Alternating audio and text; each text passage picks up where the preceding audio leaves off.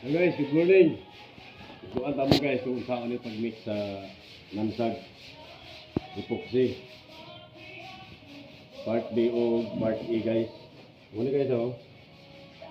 Kung saan katagan ang part B pa o din no. Maabot ang part E.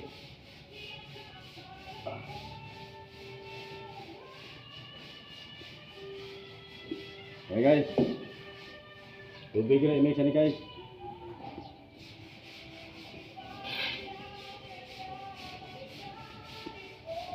I-balance na ninyo ang A ug B guys. Para lang kadagan yan. Mix na ninyo.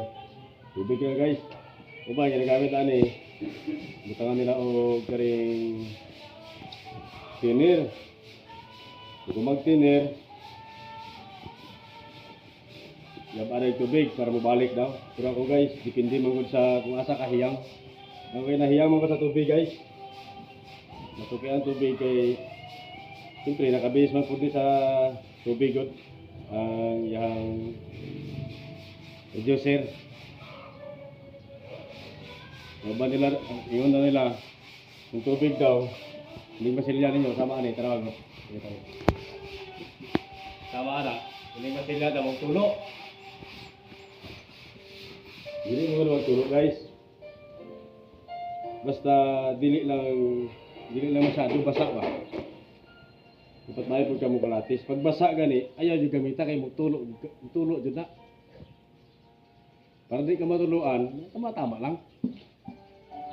Tama lang ka ano ba, kabasa.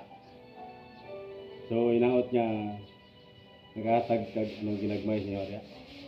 Nakatabang ginagto ba.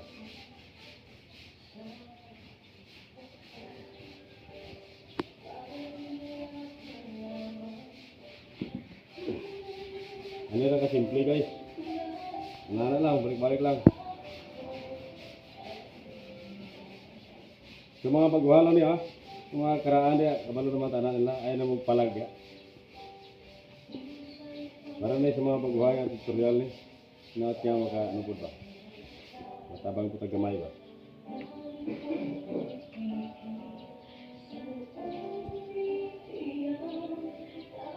Oh, okay na, lamig na kayo.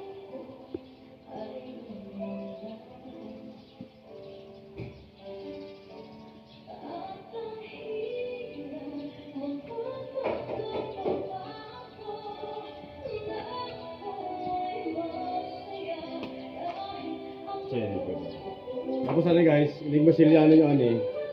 Dapat makaabot na mag 1 meter, basilya mag 1 meter. Butang na din og mastic, kari ka so, mastic ni. Para di sa mutulo. Tapos inyo lang hagoron nga magpantay na sa diri sa mastic. Kaya to apa ba ning ano, masilyan o skim coat with stick wheel mix na to. Kaya parang kapit na kapit. Kapit pa sa relasyon. No? Sulit pa sa relasyon. Okay.